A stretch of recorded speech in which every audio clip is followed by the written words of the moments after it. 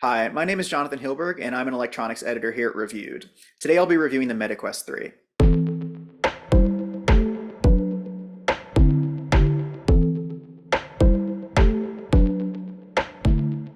The MetaQuest 3 is a VR headset that comes with two included Touch Plus controllers, each powered by a AA battery, as well as an 18-watt USB-C charger. Price, it's $500 for the 128GB model and $650 for the 512GB model. Both weigh 515 grams or 18.1 ounces. They both have 6 degrees of tracking with 6 embedded cameras for simultaneous localization and mapping or SLAM tracking. For the display, both use a 90Hz LCD display with 2064 by 2208 pixels per eye, and it's very easy to bump that up to 120Hz. Both use a Snapdragon XR2 Gen 2 processor, and both have 8GB of RAM. The MetaQuest 3 has Wi-Fi 6E and Bluetooth 5.3. And as for battery life, you're looking at about 1.5 to 3 hours under normal use. The Quest 3 offers a slew of incremental upgrades over the Quest 2, other than a design refresh. RAM has been bumped up from 6 to 8GB as mentioned. The field of view is 15% wider at 110 degrees horizontal and 96 degrees vertical. And Meta claims that the second generation Snapdragon XR2 processor inside is twice as performant graphics-wise as the Quest 2. They also claim that the resolution of the lenses is 30% greater, and the headset now boasts 6 color cameras for pass-through mixed reality video. The Quest 3 borrows the same pass-through technology as the more expensive Quest Pro,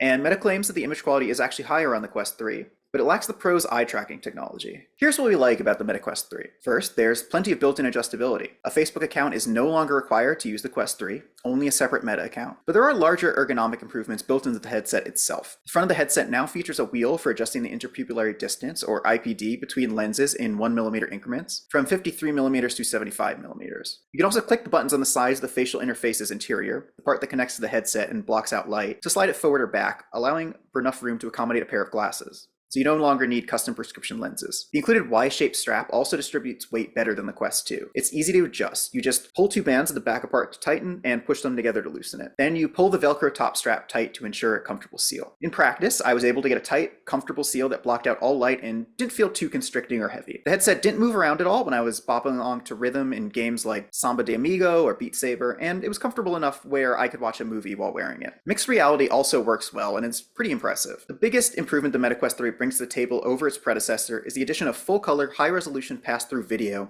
thanks to the 6 cameras on the headset, 4 of which are on the front, and then there's one on each corner of the underside. At a glance, the video feed on the headset is crisp and seemingly accurate, but not enough to resolve finer details that say smaller than 1/4 inch. I could read text to my monitors and phone if I squinted, but there's no mistaking what you'll see for unfiltered real life. Still, it's impressive. Even more impressive is the room mapping and persistent virtual widgets the Quest 3 brings to the table. Instead of having to lay down markers or use base stations like the Valve Index to map out the boundaries of your play space, the walls, ceiling, floor, and furniture can all be mapped automatically, or you can set it up manually to create a persistent virtual room. The controllers aren't needed either, which is a nice touch. If you just want to chill out and casually use the Quest 3, the hand tracking works well enough where you can navigate through menus just fine. Content also looks fantastic. Gone are the days when VR headsets were plagued by the screen door effect or a low resolution that made pixels obviously noticeable on an individual level. The improved resolution on the MetaQuest 3 means that videos, photos, and text uniformly look good, and at the scale VR deals with, that makes them quite lifelike. Since Meta unfortunately didn't opt for OLED screens with the Quest 3, there's some backlight bloom in black scenes, which makes that dark movie theater slightly more gray than realistically black. The headset also doesn't have HDR, but that isn't too surprising as even the best gaming monitors at 500 or less lack the capability. Meta has also improved the built-in sound quality. After watching movies and playing games on the Quest 3, I'd put it at about the same level as my second generation Apple AirPods, but the non-pro ones. Listening to music won't blow your mind, but it's good enough for most people and puts out enough bass to be noticeable. Meta has also included a 3.5mm headphone jack on the headset, so you can plug in your own headphones. Finally, gaming is better than ever. I'm not sure if the new Snapdragon XR2 Gen 2 processor inside the Quest 3 is twice as performant as its predecessor, but gaming on the headset looks noticeably nicer. The biggest winner are VR games where you don't risk getting motion sick. The MetaQuest versions of Samba de Amigo and Beat Saber remain great, even if they're ports of fantastic rhythm games you can already play on myriad other platforms. Other titles were more of a mixed bag. Islanders VR, a port of a cute puzzle game where you score points by placing buildings down an island, runs just fine, but it's a little unwieldy to navigate, even if the new touch controllers are well balanced and comfortable to use. Meta included a full copy of Red Matter 2, a sci-fi puzzle exploration game with our review unit, and visuals hewed closer to the Steam version than what the Quest 2 outputs. Running a game like that, with detailed items and full physics so you can toss things around, it's exciting, but I wound up getting motion sick and I had to quit. perfect. And while I wasn't able to test PC gaming at full bandwidth, I didn't have a problem with playing wirelessly over Airlink or getting Steam VR to run. Though it will take a bit more work to get set up, I expect the Quest 3 will prove an attractive headset for PC gaming,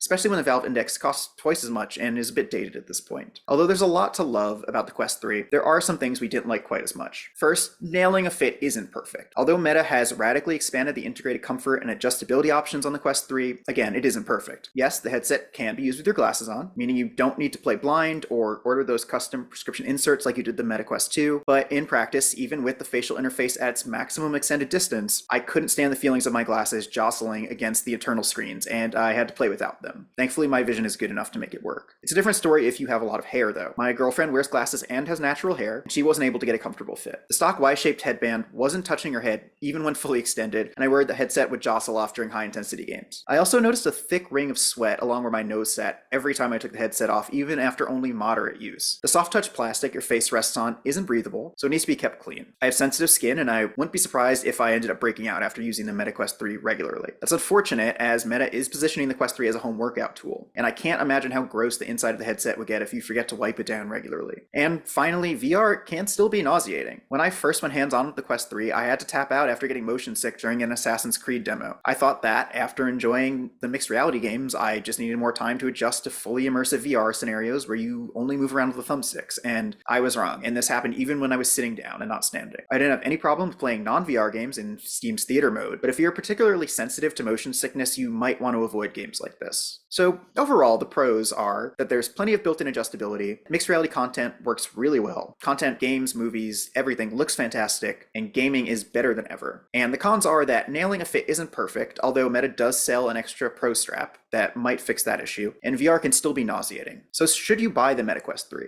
Yes, it's the best all-around VR headset available. If you're looking for a VR headset for watching movies or browsing the web and then gaming on after work is done, the Quest 3 really can do it all. It's only an incremental upgrade over the Meta Quest 2 for sure, but the improvements are noticeable to even a journeyman VR goer. The Quest 2 remains an excellent entry point into the market at $299, but I would spend the extra $200 personally, even if just for the small quality of life upgrades like the improved controllers. Even if you're a VR skeptic like myself, it's hard to argue that the Meta Quest 3 isn't currently the best VR headset on the market right now. For the full review, head to reviewed.com, and thanks for watching.